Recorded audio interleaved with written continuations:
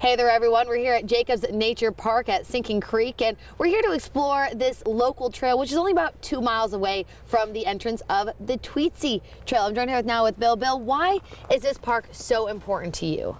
This park is named after my son. We started working as an idea back in 2011, years after he had passed in 2004 from an unknown source of E. coli bacteria.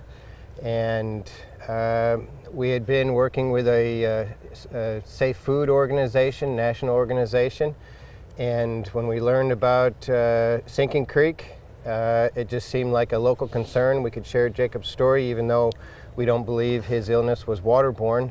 But it makes sense. Through the front sign, there's education about food safety and water safety when you're out and about. And this park,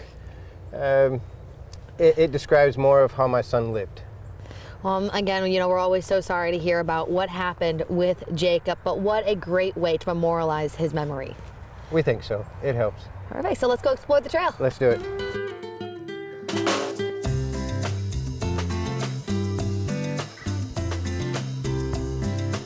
This bridge it took about 6 years to raise the money to buy the material and pay for the engineering to get this done. We started raising money for different causes back in 2005, and then in 2010 I think we started raising money to build the park, we being Boone Watershed Partnership.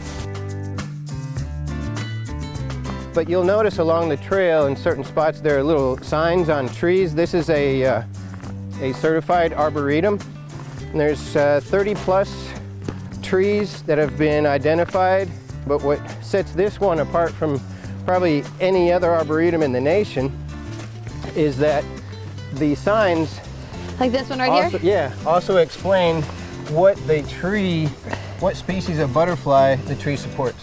Oh wow, that's pretty neat. So Bill, I noticed we're coming up here to these blue blazes. What do they mean? Those are the trail markers for the lower trail, is what we call Minga Path, and it'll keep you on the low side if you don't want to the big exercise of climbing up the ridge. You stay on the blue trail. It's a loop, about 6/10 of a mile. That's super quick. Yeah, and then the other trail is with white markings, and we call that Turtle Ridge. And the park is in, like you call it, a renovation period. You know, God shuts everything down with the freeze, and so we take advantage of that time to do some brush hogging. So right now we're hiking and it's only 16 degrees. So if we can do it in these temperatures, you can too.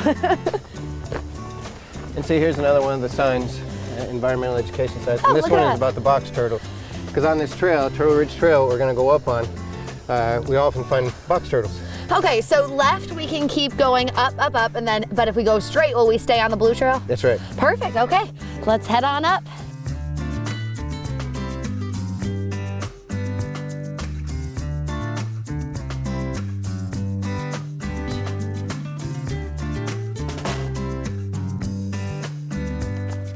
One of your colleagues has been a support of this park since the inception. The first Eagle Badge project, a Boy Scout built these benches, and he put these, but I thought we had to do something for the Keeling family. Look at this. So you guys know our WJHL digital reporter Jeff Keeling. He's actually a big supporter of Jacobs Park. So much so, he's got a bench after him.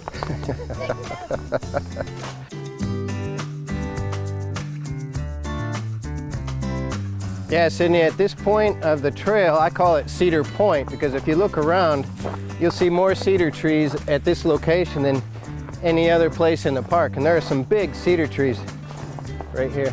And then you take a sharp turn and we start heading down. That's right, that's right. Okay.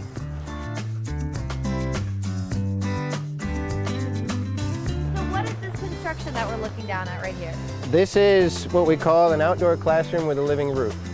Wow, how neat is that? Yeah. So where did you guys get the money to build this? A big grant from the Tennessee Department of Agriculture, and Daniel Norris helped us raise a lot of money with a fundraiser a couple years ago. And the neighborhood, Sinking Creek neighbors work together. We organized an event, invited Daniel Norris in the off season to come talk with us and take pictures. So exactly what is it going to be used for? Hopefully students will be able to come out here and it'll be a gathering place for any educator to present their materials, get their group or their lesson organized, and then send the students out on their scavenger hunts or whatever their topic or lesson of the day is.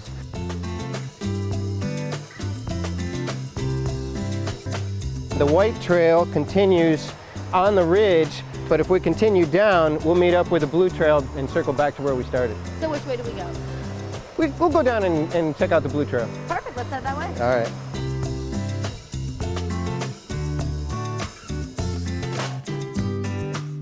So Bill, it looks like we're coming right here to a crossroads. Is this where we took the path and went up to the White Trail? We've made the loop? Exactly. Yeah, we've made the full loop now. We're coming back to where we turned up and we're gonna go back to where we started. So if you wanted it at this point, when we first started, if you wanted to go this way, you could just take the Blue Trail all the way around the base. That's right. Easy, but we went up. We went up onto the up. White Trail. Lots of climbing up that way. So Bill, that seemed like a really easy hike here, right in the middle of downtown Johnson City. What road are we on here? This is King Springs Road that you can see the bridge passing by, and that encourages people to come in and say, oh, what is that? And people can take a walk here on their lunch breaks or right after work. There are different loops inside of the bigger loops that we just did, so you can do it anytime. Perfect. How long was the hike that we just went on? A little over half a mile. That's super easy, and you can take your family, your friends there again, like you just said, come for a quick lunch break. Sure. Perfect. Well, thank you, Bill, so much for doing this hike with us. Now, again, you can find this full hike right now at the WJHL.com/Trail Team11. A super easy hike to take the full family on, and if we can do it in 16-degree temperatures, you can do it too. Happy hiking, guys.